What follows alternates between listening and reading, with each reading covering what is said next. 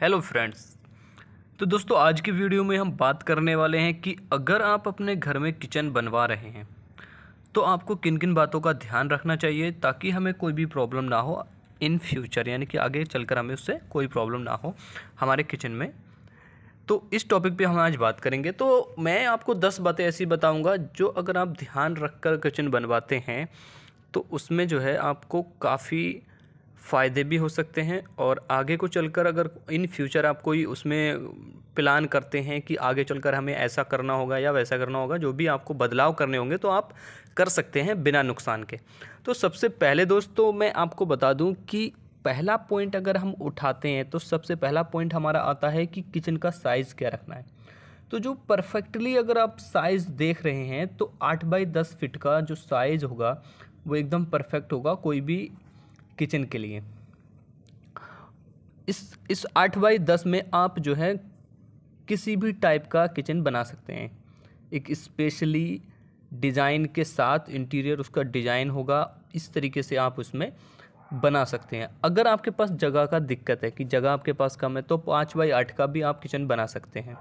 और अगर इससे भी ज़्यादा आपको जगह नहीं मिल पा रही, इससे भी कम आपको जगह मिल रही है, तो आप ओपन बना लीजिए। ओपन आपका बेस्ट रहेगा। ओपन के लिए जो है सबसे बढ़िया रहेगा कि आप ओपन बना लें। ठीक है, ये पॉइंट हमारा क्लियर हो गया। दूसरा पॉइंट हम बात करेंगे कि आपको अगर वास्तु के हिसाब से अपना किचन बनाना है तो आप बनाइए पूरब और दक्षिण के पॉइंट पर।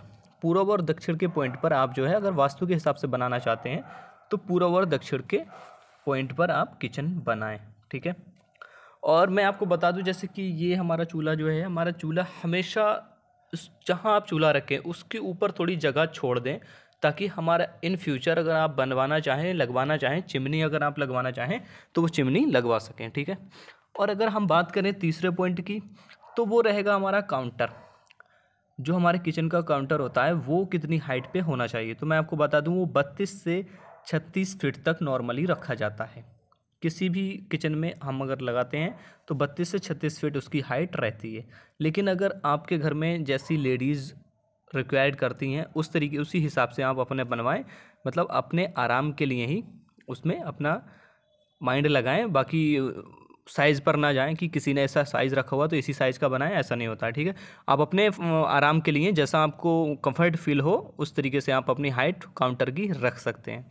बस इतना ध्यान रखना है कि आप जो हाइट रखेंगे उसको जो हमारा फ्लोर लेवल है उसके फ्लोर लेवल से, और जो हमारा किचन के काउंटर का फ्लोर लेवल होगा यानी कि पत्थर वगैरह लगाकर ही उसकी हाइट एकदम फिक्स रखें। ठीक है, अगर हम बात करें चौथे पॉइंट की तो चौथा पॉइंट जो हमारा होगा, जैसे कि हम अगर रैक बनाते हैं, रैक बनाएंगे तो रैक नीचे की साइड में हमेशा बड़ी रैक बनाएं और ऊपर की साइड में हमेशा छोटी रैक बनाएं, ताकि भारी सामान हमारा नीचे की साइड में रखा जा सके और छोटे हल्के सामान के लिए हमें ऊपर छोटी रैक यूज करना पड़े।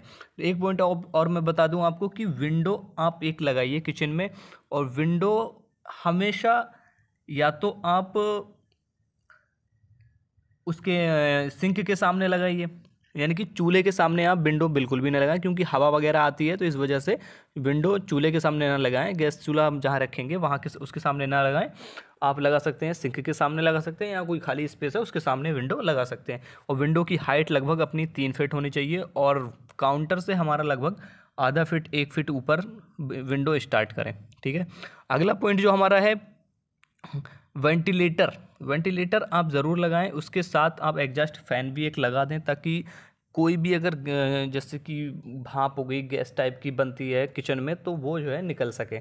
ठीक है, अगर कुछ लोगों के पास ऐसा होता है जगह नहीं होती है वेंटिलेटर लगाने की, यानी कि बाहर की साइड में वो वेंटिलेटर नहीं लगा पाते हैं, तो जहाँ आपका ओपन एरिया हो उस तरफ वेंटिलेटर लगाएं। ठीक है, लेकिन लगाएं ज़रूर। ओके, और किचन में टाइल्स ज़रूर लगा लें कि अगर आपके पास बजट अच्छा, आपका पैसा आप अगर अच्छा खर्च करना चाहते हैं किचन में, तो आप उस पूरे किचन में टाइल्स लगा लीजिए। क्योंकि क्या होता है कि पानी की सीलन, जैसे कि सिंक में हम अगर बर्तन वगैरह धुलते हैं तो उसमें पानी हमारा रहता है और ये गैस भाप वगैरह भी रहती है। तो इससे क्या होता है कि फर्श हमारा जो प्लास्टर होता है, प्लास्टर में सीलन आ जाती है और वो झड़ने लगता है, उसका पेंट वगैरह झड़ने लगता है। तो इसलिए आप उसमें टाइल्स लगा लीजिए। लेकिन अगर आप टाइल्स के लिए आप जैसे अपने बजट अफोर्ड नहीं कर पा रहे हैं तो फिर आप ऐसा करें कि जिस साइड में सिंक और आपका चूल्हा रखा हुआ है उस दीवार पे तो ज़रूर ही आप जो है टाइल्स लगवा लीजिए, ठीक है। क्योंकि टाइल्स से क्या होता है कि हमें उसमें बार बार रिपेयर करानी नहीं पड़ती है